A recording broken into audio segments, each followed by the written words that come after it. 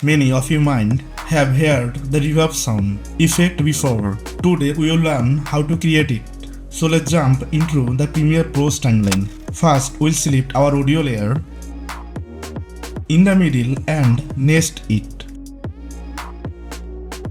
Go to the effect control panels and search for Studio Reverb. Drag it into the nested layer. Then go to the effect control and open the custom setup option. Here you will find various presets that you can adjust according to your preference. I am using the default preset. After that, increase the decay setting to 10,000. Now when you play it, you will hear the reverb sound. We want to extend the reverb sound for a longer duration. To do that, double click on the nested layer to go inside it. Then create a color math. You can use any color you like. I'll choose red for this example. Place the color math in the timeline and extrude it.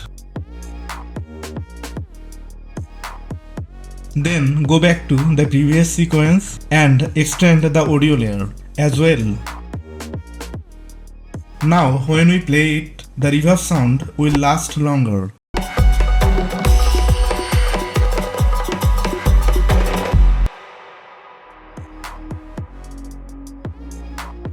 For more amazing audio editing tips, click out our others video on the channel.